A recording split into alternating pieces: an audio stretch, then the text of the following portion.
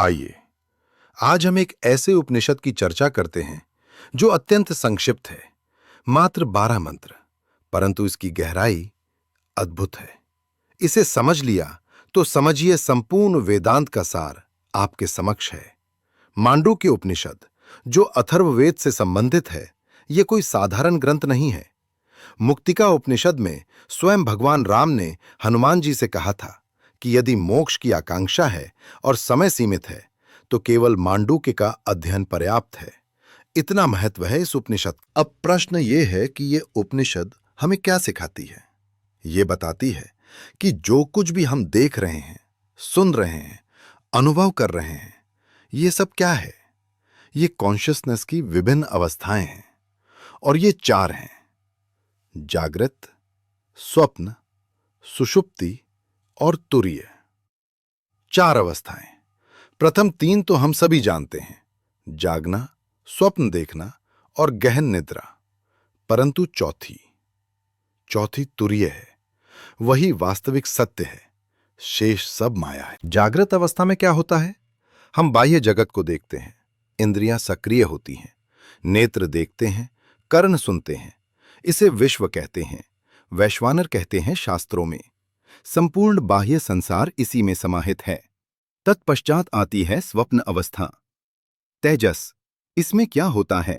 नेत्र बंद हैं, बाहर कुछ नहीं है, किंतु भीतर एक संपूर्ण जगत निर्मित हो जाता है। विचार कीजिए, कितना अद्भुत है यह। मन अपनी स्वयं की सृष्टि रच देता है। और फिर सुषुप्ति, गहन निद्रा। इसमें न बाह्य जगत है न आंतरिक, केवल एक शांति है, एक रिक्तता है। इसे प्राज्ञ कहते हैं, परंतु यह भी वास्तविक नहीं है। तो वास्तविक क्या है?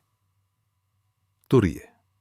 यह चौथी अवस्था है, जो वस्तुतः अवस्था नहीं है, यह तो समस्त अवस्थाओं का साक्षी है। समझिए इसे, जैसे सिनेमा का पर्दा होता है, उस पर अग्नि भी दिखती है, जल भी, किंतु पर्दा न जलता है न भीगता है। ठीक उसी प्रकार तुरीय वो आधार है जिस पर जागृत, स्वप्न, सुषुप्ति का संपूर्ण खेल चलता है, परंतु तुरीय स्वयं अस्पर्शित रहता है। यही आत्मा है, यही ब्रह्म है, यही हमारा वास्तविक स्वरूप है। और अब आता है सर्वाधिक सुंदर भाग, ओम का विश्लेषण। देखिए, ओम कोई सामान्य ध्वनि नहीं है, यह संपूर्ण ब्रह्मांड का ध्वनि स्वरूप है। ओम में 3 मात्राएं हैं, अ, उ, म।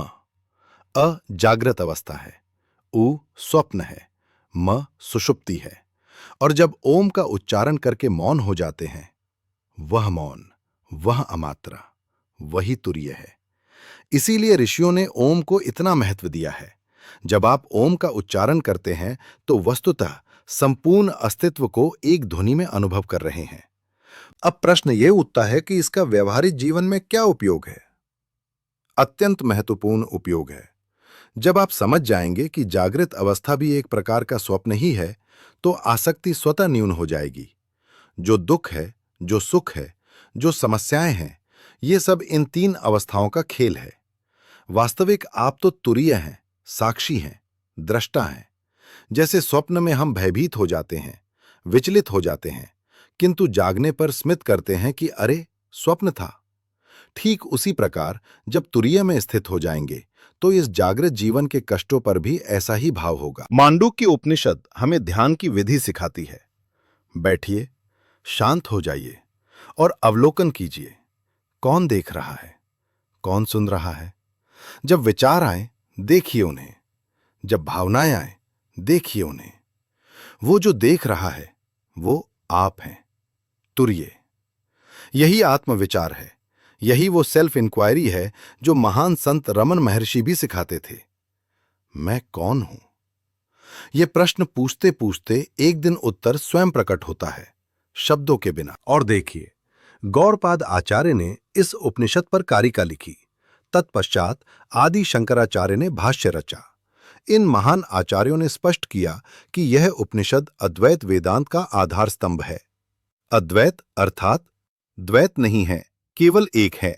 जो आप हैं, जो मैं हूं, जो यह वृक्ष है, यह पाषाण है, यह आकाश है, सब एक ही ब्रह्म है, एक ही चेतना है, केवल भिन्न रूपों में प्रकट हो रही हैं। कुछ जिज्ञासु पूछते हैं कि ये सब सैद्धांतिक है, व्यवहारिक रूप से क्या करें? तो सुनिए, सर्वप्रथम प्रतिदिन कुछ समय ध्यान के लिए निकालिए। 5 मिनट से आरंभ कीजिए, फिर धीरे धीरे बढ़ाइए। ओम का जाप कीजिए, किंतु यंत्रवत नहीं, जागरूकता के साथ। प्रत्येक मात्रा को अनुभव कीजिए। फिर दिन में जब भी स्मरण हो, स्वयं से पूछिए, इस क्षण में किस अवस्था में हूं और इसका साक्षी कौन है? बस ये अभ्यास निरंतर करते रहिए।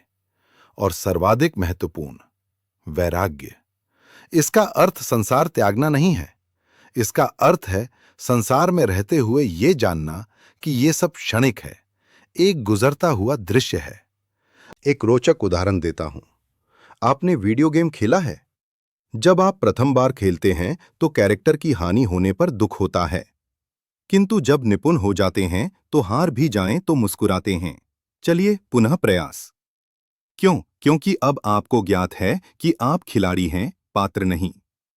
यही तुरीय है। इस जीवन में भी ऐसे ही हो जाइए। पूर्ण सहभागिता से जिए, किंतु जानिए कि यह एक खेल है। तो मित्रों, मांडूक्य उपनिषद का सार यही है। प्रथम, आप शरीर नहीं हैं, मन नहीं है, भावनाएं नहीं हैं।